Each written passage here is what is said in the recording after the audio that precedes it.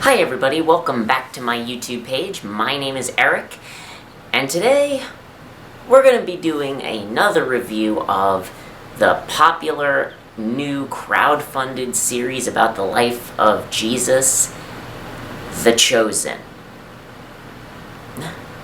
Now, for those of you who have been on my channel for a long time, many of you will have already known that I have talked about this series before. I praised it fairly highly when I was talking about episode 1 of season 1, but as of today, season 1 is completely finished and season 2 has 5 episodes completed, with episode 6 just around the corner. Now, as of this moment, I have only seen the first season as well as the first 5 episodes of season 2.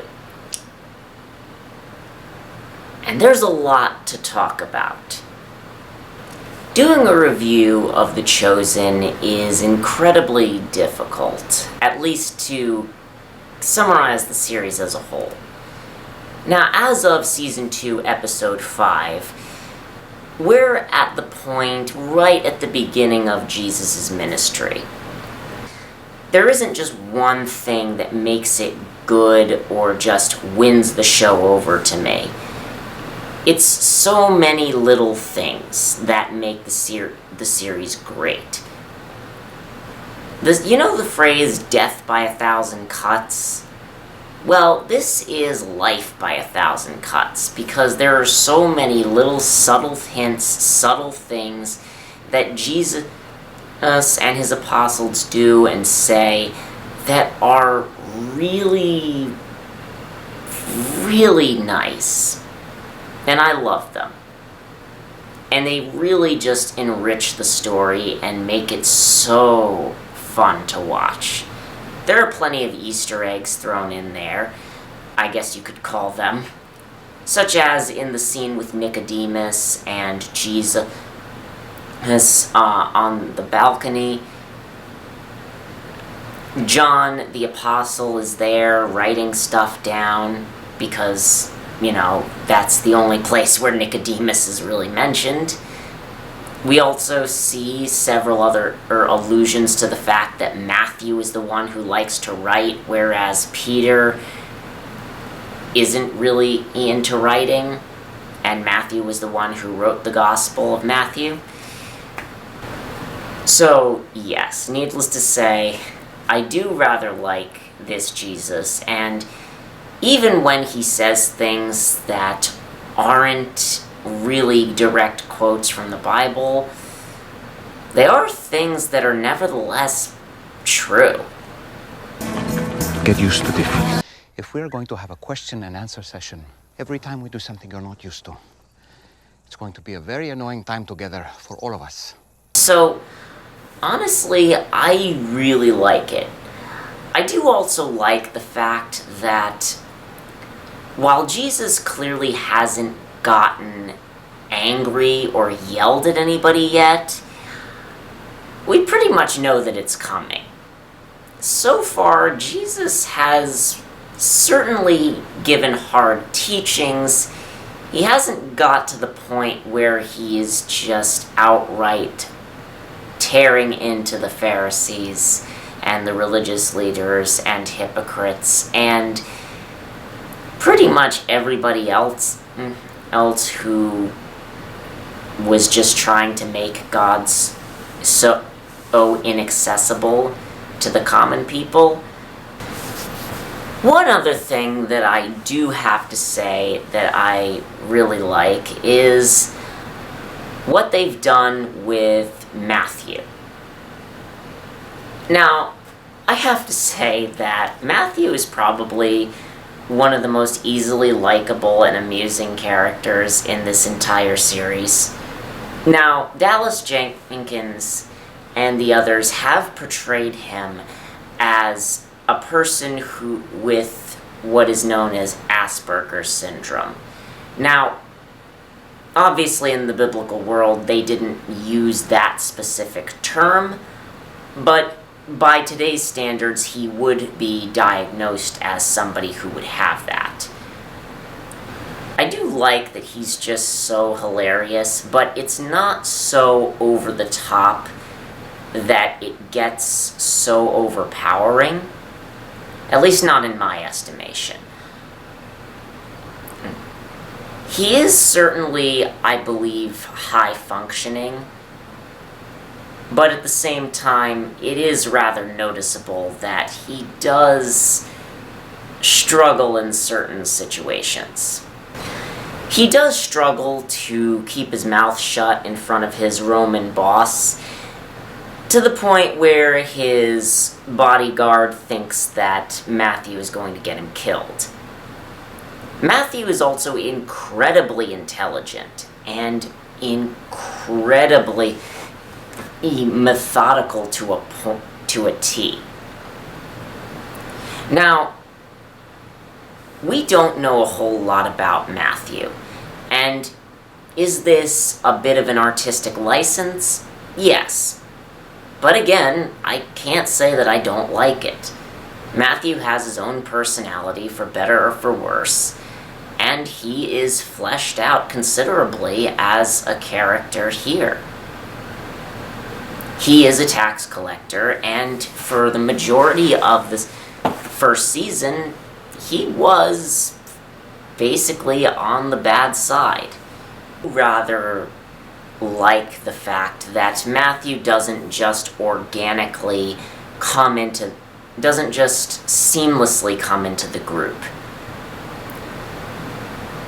The other disciples are really hesitant to accept somebody like him. Peter, most notably, he is very vocal against Matthew. He opposes him at every opportunity, and he even said outright that he would never forgive him. And as of episode 5, he has not yet retracted that. Now, I assume that he will in the future, but presently speaking, he hasn't. And again, I like that. It fits with the culture. Tax collectors were incredibly reviled, and while it may be easy for us to look down on them for reviling them, tax collectors were essentially traitors in that world. So it wasn't entirely unjustified to be angry at them. That doesn't justify anything that Peter does. He is very clearly portrayed as in the wrong, both by the show and by Jesus' explicit messages. But it does make Peter human. And speaking of Peter, I will say that they've taken the little attributes that we've seen in the Gospels, such as Peter's impulsive personality, just overpowering everybody, definitely is incredibly fun to watch. Now, Peter, for the record, has not yet been renamed Peter yet. He is still called Simon, which again is actually a pretty good attention to detail. Most movies and TV shows tend to just name Peter right out of the gate, just for the sake of simplicity.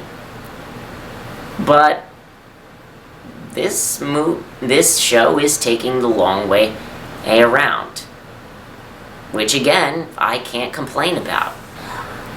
I do also like what they have done with Thomas.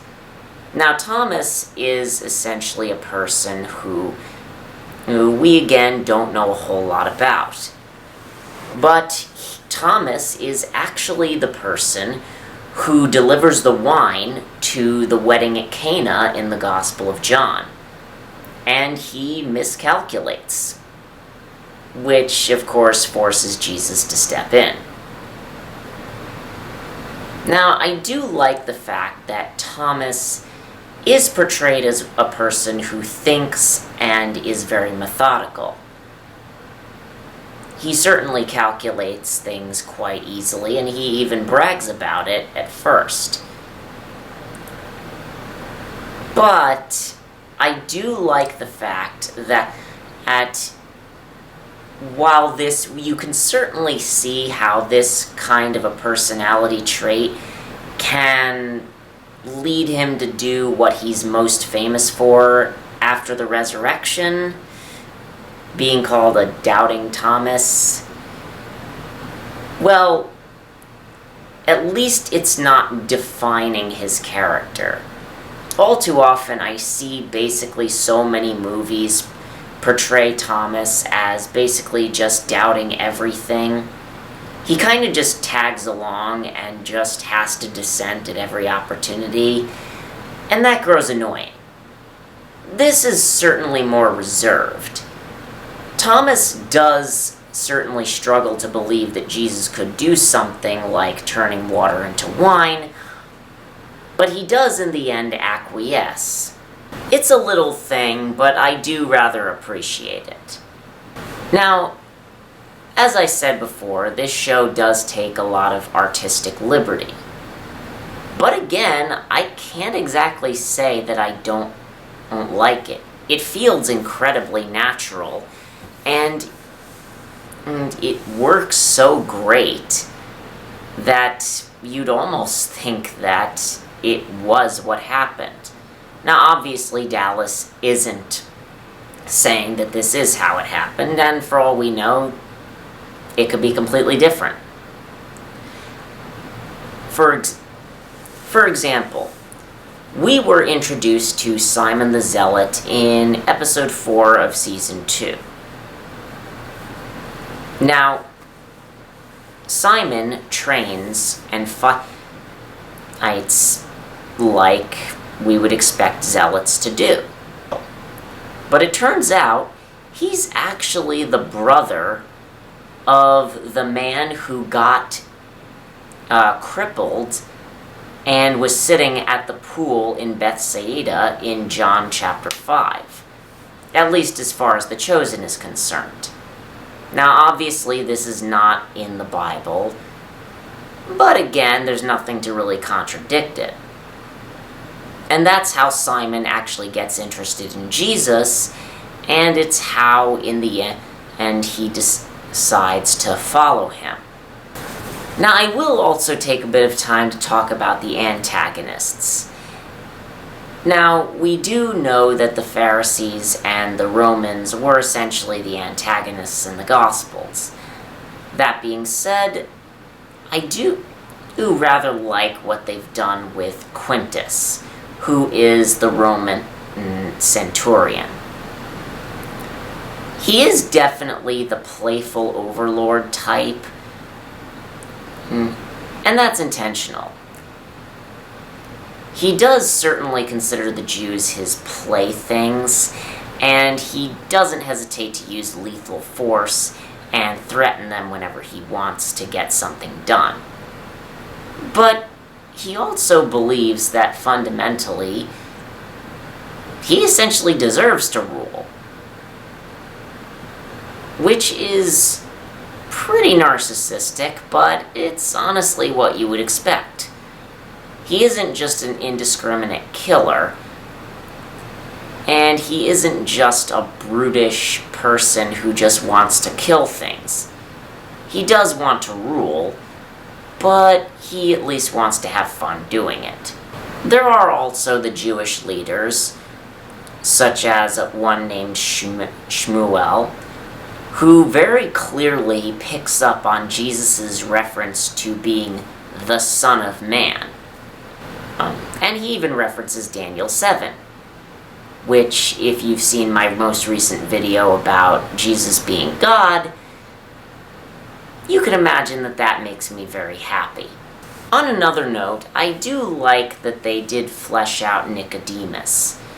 Nicodemus actually does attempt to cast out the demons from Mary Magdalene, but then Jesus has to take over and actually do it. And I do like the fact that Nicodemus does still give money to Jesus, he is asked to come with him and follow him. And the scene where Nicodemus in episode 8 comes so close to becoming a disciple, but he just can't do it, is legitimately heartbreaking. There's a lot more to go, and I gotta say, I'm actually pretty excited for what this series has to offer in the future. So, that being said, I wholeheartedly recommend this series, and it has far exceeded my expectations for what it would have been, and I recommend you at least give it a watch through at least once. So, I hope you all enjoyed this video. I am going to be doing some videos on apologetics, but again, I wanted to take a break and talk about some practical issues. So, I love you all, thank you so much, and I'll see you all soon. Bye, everybody.